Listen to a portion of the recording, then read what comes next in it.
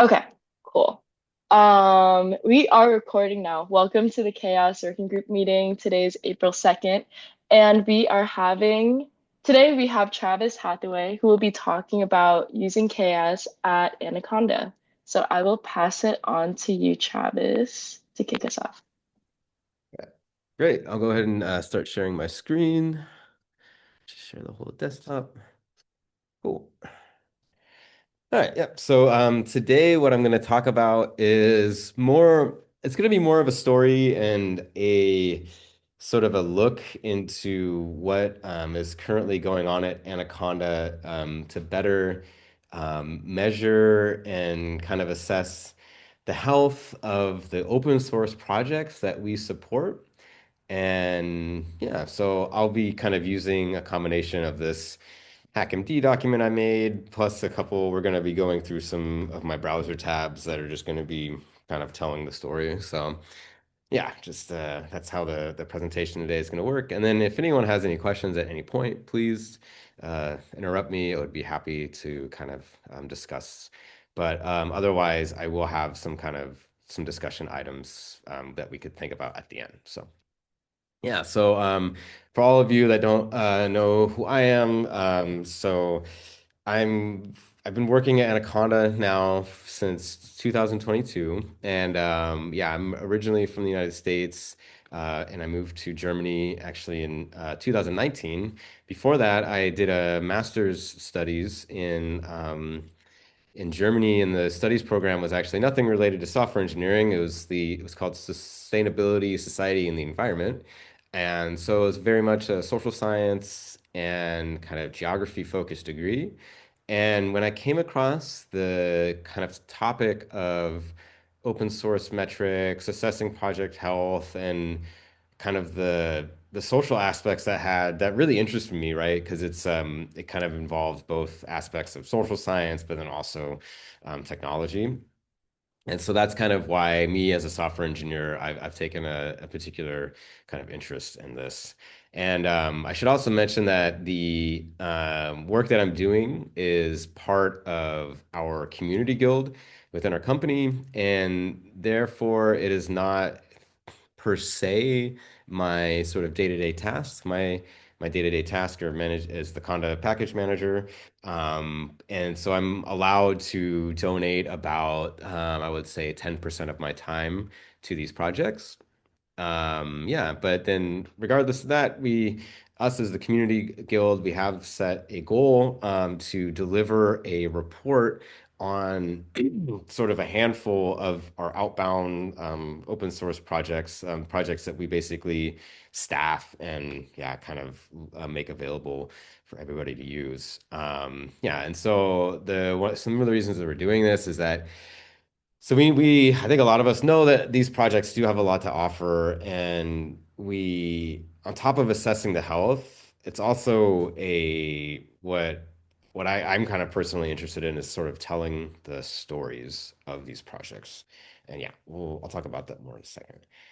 But just to give you an idea of some of my day-to-day work, I'm involved with a kind of packaging manager, which the Conda packaging manager is more than actually just a packaging manager, right? It's an open source ecosystem of packaging, and we have our own sort of philosophy towards packaging.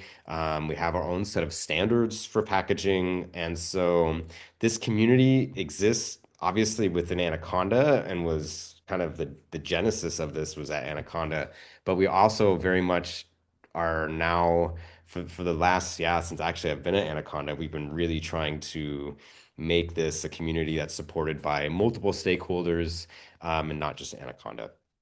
And yeah, but let me get on. We'll move to the next slide. I can't see. Oh, oops. All right. So yeah, so at Anaconda, we do. I mean, one of the things about Anaconda, if people don't know, they were a company that was started in the early 2010s, and back then it was known as Continuum Analytics. And the company sort of started out of um, kind of the offices in Austin, Texas, and it was two people that were instrumental in founding it, which was Travis Oliphant and Peter Wang, and they were essentially solving problems for developers back then, especially developers in scientific computing. And so back then, the sort of act of just getting stuff installing and running on your computer was actually quite difficult. And so the sort of flagship open source project from Anaconda helped solve helped solve a lot of these problems. And so then that sort of flourished into the business that is today. And I think now the company currently employs over about 300 to 400 people and has a presence in, I think, several continents. I know North America, Europe, Asia, and Australia for sure.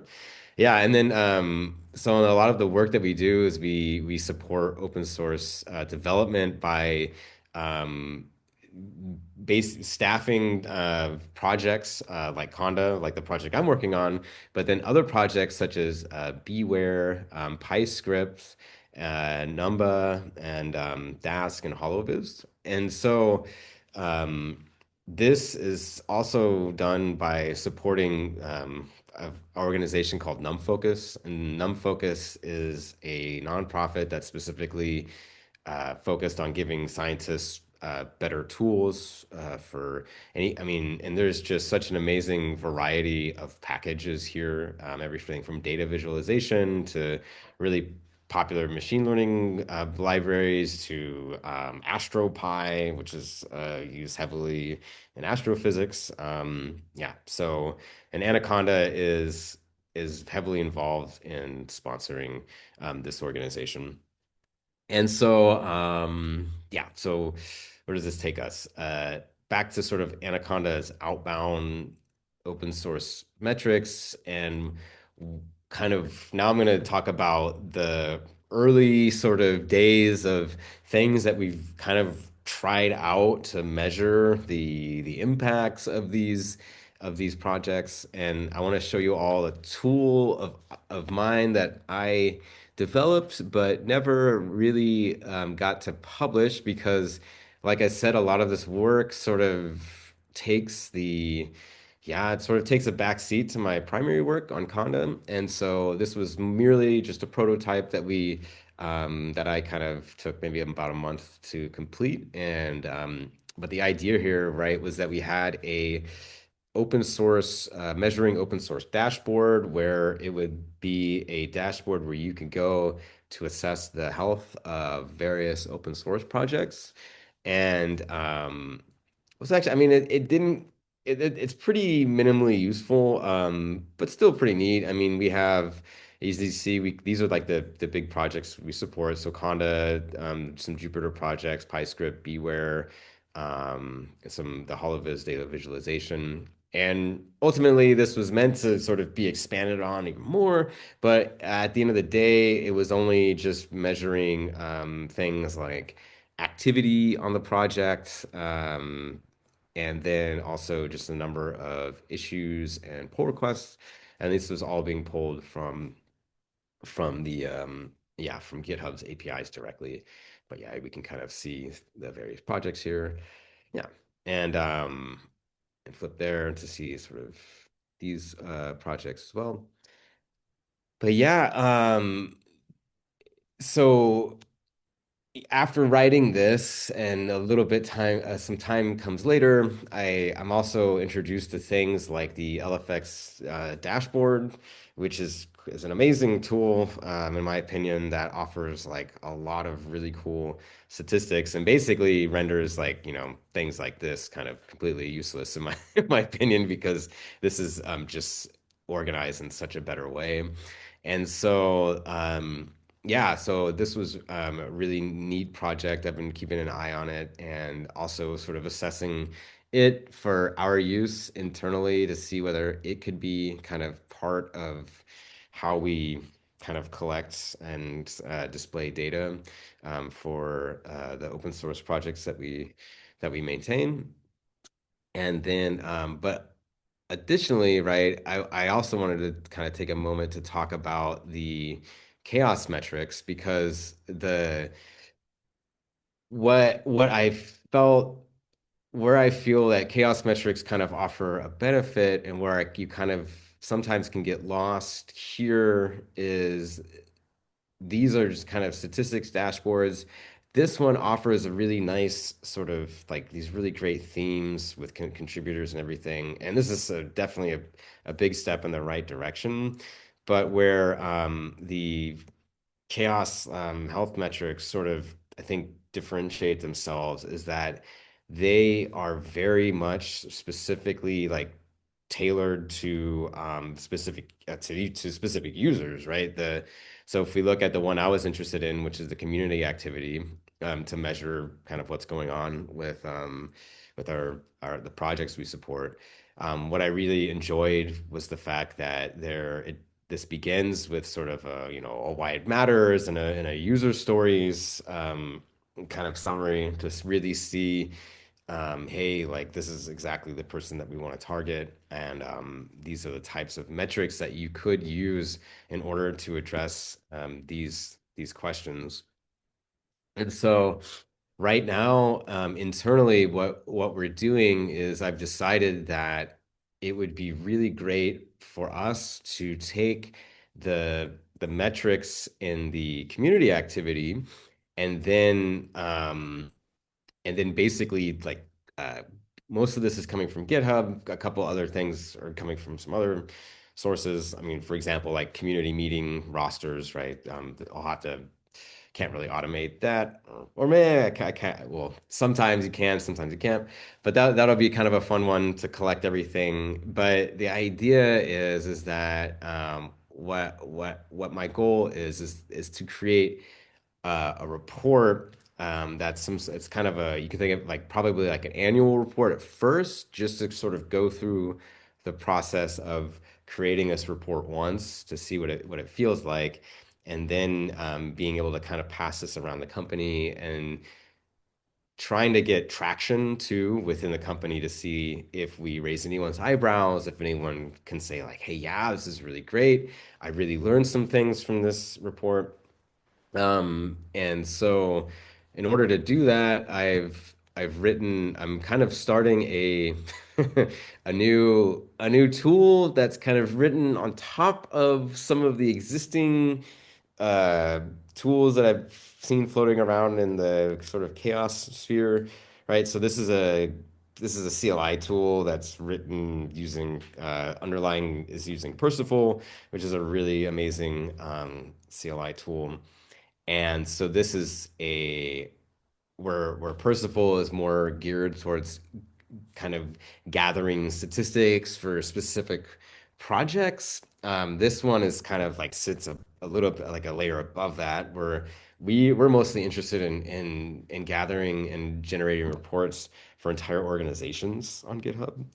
And yeah, so this tool is still in its infancy. I'm really hoping that some of the LLM kind of LLM tool code tooling things are going to help me go a bit faster when developing this. And right now I'm kind of this has been I kind of got started and it's been taking a back seat because I'm actually going to be presenting at this month's Pi Data conference in Germany on something completely different. So, but yeah, after that conference, I really want to get going with this and be able to sort of have the metrics here, but at the same time, I think the really important part for me too is to kind of get away from having just a sterile looking sort of statistics dashboard. What I really want to be able to do is to have a format where, yes, there are statistics, but there are stories behind these statistics. And so, for example, if we look at maybe we can actually see this. I'm gonna go back here. I'm gonna look at Beware and yeah, February. Anyway, yeah. So there are, for example, if we look at closed pull requests, and maybe if we even look at new issues, that's a little bit more noisy. But for example, I know that the maintainer of this project, Russell, we were able to meet and at a conference last year, Euro Python, and he told me about a lot of success that he had for a sprint in Beware, and how there was a lot of first time contributors, and you can see some of these spikes in closed pull requests, right? And so the thing that I'm really interested in is the kind of get a format where you see these graphs and then have sort of, for example, we would probably do like a 2025 year in review and then interview the maintainers, the people involved with the project to sort of shape a narrative. So in that way, we're both taking quantitative and qualitative data in order to really sort of like, yeah, push forward a story and in the project and sort of, yeah, how people are dealing with it, right? And yeah, and it sounds like a lot of work, and yeah, obviously it's going to be a lot of work, but that's sort of like my kind of pie in the sky kind of goal with all of this is that, and I think that if I could focus on sort of that angle with reporting these statistics, then it becomes something that's way more engaging for people that are actually reading it and not only kind of it's not just a statistics dashboard, right? It's a way for people to learn about the projects and yeah, and it could be a really fun and if I can kind of get the software working well enough and kind of get the maybe even standardize some of the questions that I'm asking as far as like how was this year in the software, that could be yeah, it could be a really fun thing to kind of build on. But yeah, we'll see. Yeah, because that brings me back at maybe so I can kind of start to so I'm at the end of the stuff I wanted to talk about. And then so yeah, the on top of any questions that you all might have, some discussion items, questions I thought about too was there are so many tools out there. How do we find our way? I mean, I actually and I right before signing on today, I really I like the podcast that you all do. I think it's super amazing, and I just saw like this person's sort of AI assisted repo health tool, and I was like, oh, and I looked at it, I was like, okay, yeah, interesting, and it's just I know that with the and even with LLMs, right? Like the LLM is allowing me to write my own tool. It's just this. It feels like we're in this Cambrian explosion of tools, right?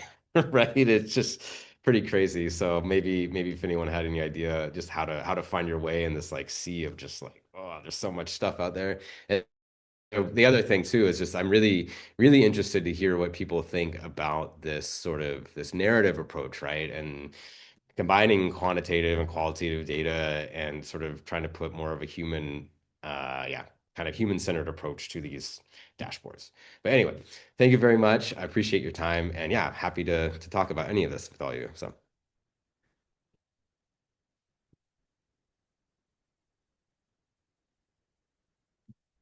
Awesome. Thank you for sharing, Travis. It's really cool to see all this work and what you're doing behind the scenes with open source at Anaconda. Okay. Does anyone have any questions or would like to discuss any of the action items, the two bullet points below? yeah. Okay, go ahead, Remy. Oh, those aren't action items, by the way. They're just discussion items. Discussion items. Excuse me. Yes. No action necessary. Yeah, yeah. Yeah, Remy, can you go ahead? Yeah, thank you for your presentation today. Really interested to check out your CHAOSS, tools that are in their infancy. Um, we've actually talked a couple times within the OSPO at CMS about more of a narrative approach to, going beyond the dashboard, like trying to tell a story. Um, Yeah, a long, long time ago, very long time ago, back when uh, Conda was sort of starting, there was a project called olo.net that would like scrape all of the open source projects and then try to put some kind of like metrics on top of them and describe them a little bit. And there's a summarization tool that I still think is like one of the best ones for characterizing the activity within an open source project. It was purchased or acquired by Black Duck once upon a time and then rebranded to OpenHub. So like Okay. if you go and check out this page right here and like you're still screen sharing, so if you just click on it in the chat, it should take you to the page for Conda itself, which is one of the ones Oh, I fun. tried Beware, I tried PyScript, but Nah. the in a nutshell section right in the center is one of my favorites, where it's just like it's actually up. Yeah, they got a lot of dashboard stuff too, Oh, but right, right, right. Yeah, the right the here. Yeah. narrative right here, where it's like it has this many commits by these many contributors with this much of code. It's Yeah. mostly written in this. It's well established with a very large team with increasing year over year commits, 22 years of effort, first commit, last commit. Like that narrative structure is like if you can get those metrics, you can plug and play them. And like Mhm. we've been experimenting in the OSPO about like how do we pull certain project metadata and then fill these narrative structures so that you can tell more of a story about the repository instead of being like, check out this graph. Like a lot of people don't really want to check out a graph as much, right? So Yeah. Yeah. I No, love this. that's cool. Yeah, thanks a lot for sharing. And it's like this reminds me because I like I said before, the thing that I heard about on the podcast, the repo health, I one of the so the thing, so obviously I'm a maintainer, one of the maintainers of the Conda project, and this repo health had a it's geared for people that want to contribute to the project. And then it had a really funny section that was at least funny for me because it was showing the like top three or top four pull requests that had been rejected, and then giving like an LLM kind of like reason for like this was why it was rejected, and then this is what the mistake that was made, and so I wonder, so I wonder now, like with this in a nutshell, right? Like I think that there's a lot of opportunity, but also there's an opportunity to sort of make these a little bit more richer with LLMs because they can use their sort of the more human-like kind of expressions, right? To summarize the projects, but at the same time, it's as a project maintainer myself, I always kind of think I always look at it and go, and I kind of chuckle because I'm like, well, I guess why don't you just ask us? Like we could tell you like how to make a good pull request, and you don't have to use an LLM. Like I mean, for example, Conda, we have a Zulip channel, and anybody can come by, and we want people to kind of connect with us, right? Rather than yeah, because but I totally understand. Like, I mean, because if you want to just if you're reviewing hundreds of open source projects, right? It's like the having taking all of that time to go and make a meaningful connection with each of those project maintainers. That's absolutely you can't do that, right? And so I totally see the value of having those types of tools. But yeah, yeah, cool. Yeah.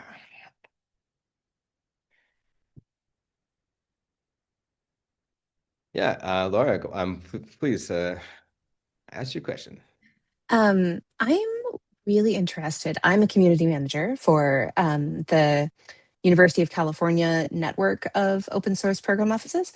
And so I'm really interested in the community angle, and in particular, how prominently community features in the like, is it a KPI?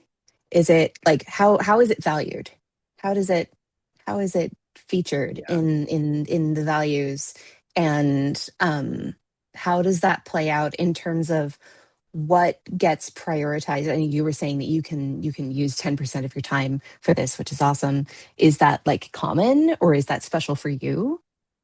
Oh, yeah, no, no. So I actually a really good, that's a really great question because I work in, so my description, I'm a software engineer, and I'm working on on the Conda project. And then I would say, and so the Anaconda doesn't actually have an OSPO office, but they do have a really great team of developer relations, and so those are the people that are currently like really leading the torch on a lot of that work and on a lot of community building. And so I work, and so two of their names are Dawn and Dana, and yeah, I'll actually be seeing Dawn soon in for PyCon Germany. And so yeah, they really are doing a lot of that work. So don't yeah, and so that's I'm not representative, but it's just because because I think I've worked in companies in the past and they've kind of framed it differently, but they framed it as guilds or other things. But yeah, so the community guild that we have, or yeah, is it's just it's like an interest group that people that might not necessarily get to do more of like the dev rel or like these, or for example, in this case, kind of like some of like the OSPO work, they can kind of get their feet wet and they can go experiment around and pick up projects for that. So I think it's actually really great, and I really enjoy the fact that the company has these sorts of groups and makes that available, and it really for me, it feels like it empowers everybody to be able to sort of pursue their own interest at the company, regardless of what role they're in. So, does that help does that make a little bit more sense now that I've explained it? Um, yeah, yeah. I guess I'm still wondering a little bit about how whether community is. Oh, I'm sorry. I'm totally asking a second question. Is that allowed? All right, yeah, no, yeah, totally, Okay. yeah, please go for it. um, how whether community is like is part of the Anaconda narrative super much. Like I am more familiar with like PyPI than I am. I mean, I know of Anaconda, but I haven't used it very much. And Yeah, so I'm just curious to know how important the community is to Anaconda as a whole, if that makes sense.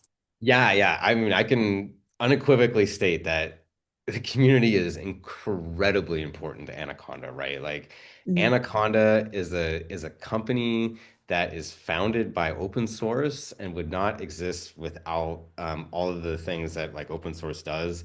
And so because the company has such a huge vested interest in open source, it directly invests like in projects, in conferences, for example, this very strong relationship with NumFocus.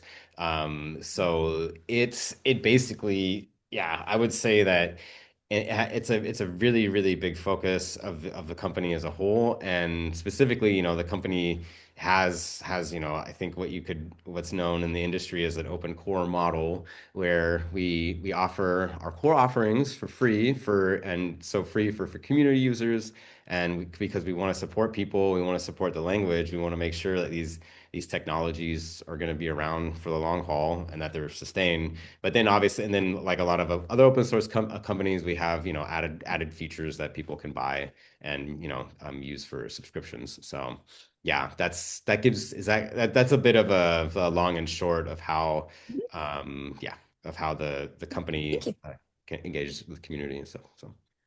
Cheers. Thanks. Yeah, Remy, would you like to answer or ask another question? Yeah.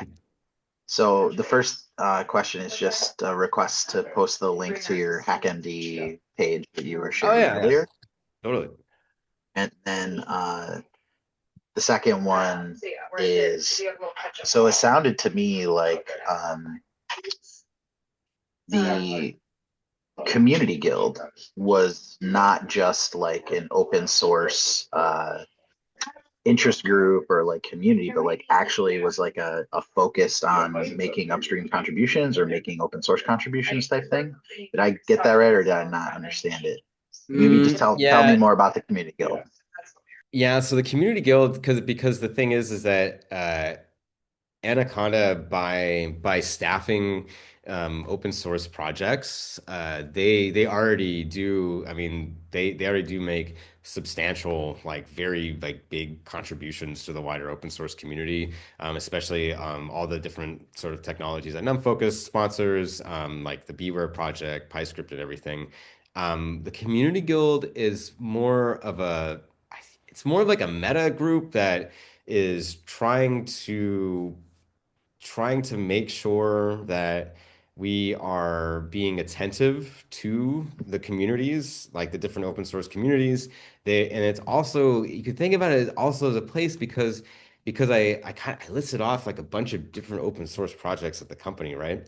And so the thing is that we all these different open source projects and like I said, with the Conda like ecosystem, right? Like that's its own big ecosystem of people and stakeholders in at Anaconda, outside Anaconda. And the thing is that we wanted the community guild as a space to for people working in these different open source projects to be also to be able to come together to kind of share like, hey, I'm organizing a community group. This is working, this isn't working, or hey, there's a project that I feel is in danger of going under because the core maintainers stepping down. Is this perhaps something that we want to start supporting? So it's very much like it's kind of like yeah, it's like the meta group of all the different sort of open source efforts in the company.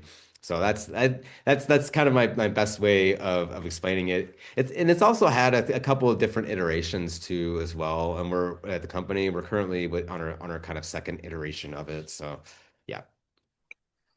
Yeah, no, that structure sounds very familiar. Yeah. Not in my current OSPO, but in previous OSPOs I've been a part of in the private sector. A common sort of configuration or organizational pattern I've seen is like an open source shepherds group. Mhm. So, across the organization, there will be the different open source leads or community leads from each of the individual repositories or projects. And then you have some kind of like regular convening where everybody can come together at that meta layer and Yeah. talk about like project level stuff and org level stuff. Um, as opposed to being just focused on like your one vertical within your one project. And, Yeah. I think that pattern, uh, from like an OSPO evolution standpoint, like it predates OSPOs to a large extent as well because it also is like a maturity where when you have enough mature open source projects and they start to each have their own community like identity and they're each community like leaders, then the Yeah. need to like coordinate across them. So I think that's like a wonderful sign of like a very mature open source community within. I mean, I'm not surprised. Like you folks have some of the biggest Python projects and some of the OG Python hackers on in the community in your Yeah, yeah, stable. yeah. So Yeah. this is fascinating. Like really, you probably didn't come here to talk today about like your organizational structure and how you do things, but like OSPO folks run them and manage them. Like everybody's learning from each other's models and how we structure and operate our organizations, and it's both familiar and novel to hear some of the ways you folks are approaching it. So thank you for sharing today. Yeah, great. Yeah. Yeah, and it's also, it's a two-way street. I was really I'm not sure if I wasn't able to make the previous meeting, but the one before that was really informative. I think it was Cornelius from Deutsche Bahn came and spoke and yeah, for me it's I think that's the power with these groups is that we get to sort of share about kind of what's going on, as much internally, right? We don't, obviously we're sharing what we can share, but it's really cool that, and I think because I mean, really, for me, the whole open source ethos is that there. It's good to know when we can collaborate and kind of knowledge share and really kind of make sure that as a world, right? Or yeah, yeah, whatever, that we're all sort of maybe we're able to operate more efficiently. But then obviously there's we live in sort of mostly capitalist countries where we then also need to sort of maintain a competitive edge, right? And I think yeah, open source software and that whole ethos kind of yeah, it's cool. It's on one hand, yeah, has this kind of sharing mentality, but then still leaves the door open for yeah, a bit of competition and a bit of like differentiation amongst the competitors in order to see who's the best, right? And who can, well, yeah, who can offer the best products and all that good stuff. But yeah, this is my own little philosophy on that though. But yeah, I actually, and I assume it's interesting because I think, if I'm not mistaken, some of you are working in the public sector, right? Yeah, yeah, okay. Ah, cool. Yeah, yeah. Yeah. At one point, I actually worked for a university. It was one of my first tech jobs. It was Portland State University in Portland, Oregon, and yeah, that was an amazing job. I really, really liked that job. I worked for the research compute department. So, oh, nice. Thanks. Yeah. But yeah, research. I know. Wait, excuse me. It was a way more fancy sounding. It was academic research computing. It was great because we worked right next to they put us in the basement office that was like right next to the data center. So the offices were always, and we were right next to the biggest air conditioner on the whole campus. So the office was always just super cold and dark, and it felt like a cave. So yeah, Remy, yeah, yeah, go for it.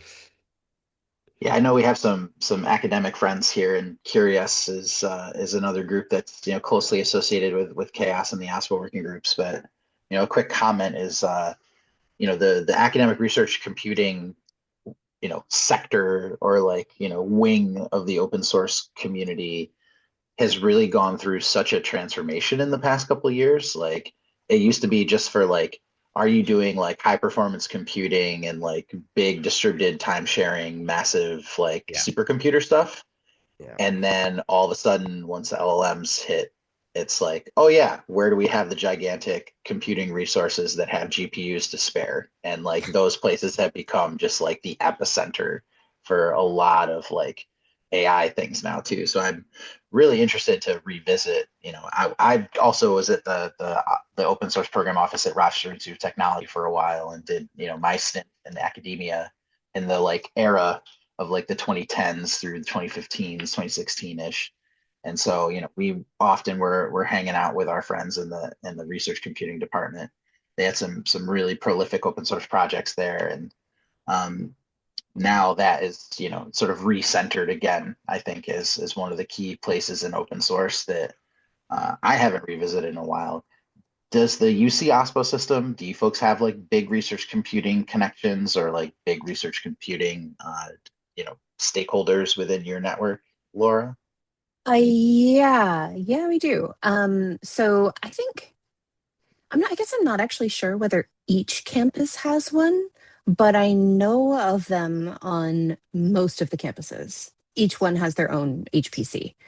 There isn't a centralized, like a UC HPC. It'll be located in the various campuses, but we also have we have three national labs, and they for damn sure, you know, and one of our flagship projects is Jupiter, and they're kind of tight with the data folks too. So.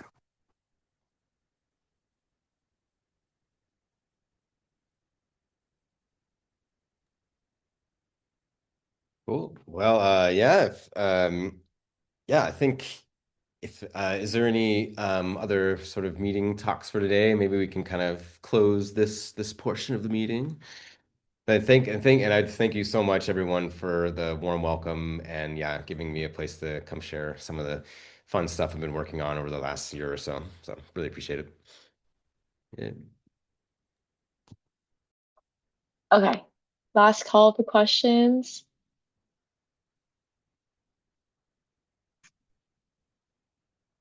Okay, cool. Otherwise, thank you so much for being our main presenter, Travis. We always love hearing what other, I guess you're not an OSPO, but what other companies have been doing in the open source space, especially with outbounding. I'm part of the CMS OSPO, and that's like one of the main focuses that I have in my work. I think one thing I want to share actually is this is our own metrics website with our own set of reports. Yeah, feel free to check out. We have reports on the organization level and also on the project level. And we also, similar to you, have community activity metrics. But on top of that, we have things like lib years and other security metrics. And we also include metadata from in our reports too, to kind of help with our storytelling. If you're curious about how we're tackling this. And let's see, we have new interns coming on this summer. So our goal is to have them implement more chaos metrics into these reports and hopefully work on our storytelling in these reports as well. So we'll see how it goes. Perfect. But yes, thank you for sharing what's going on your side of the world. Yeah, Okay. perfect. And I'll stay on Slack and I'll give you guys give everyone updates on on how all the tools that I'm writing. I intend to keep the tools open source, so we'll be able to share it with you all. So Okay, cool. For sure. We'll keep in touch. Okay.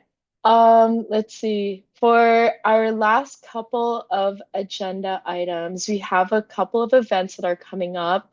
There's one next week.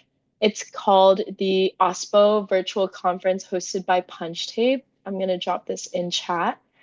Um, let's see. This one, I believe, is a 2-hour free virtual event where they are bringing um, a bunch of leaders from OSPOs and practitioners to kind of show how OSPOs work in practice, not just in theory.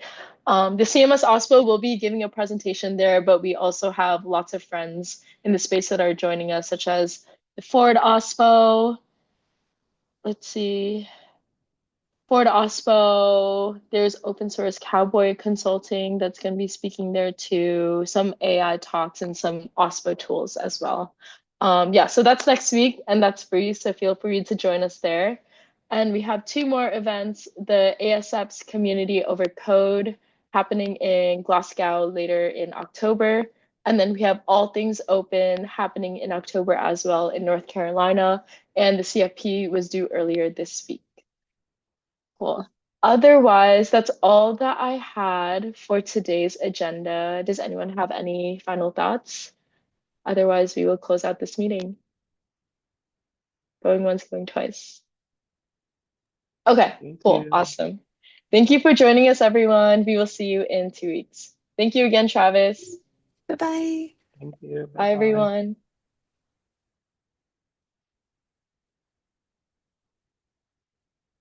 Good. Yes. Nice job, Nat. Thank you. Thank you for sharing.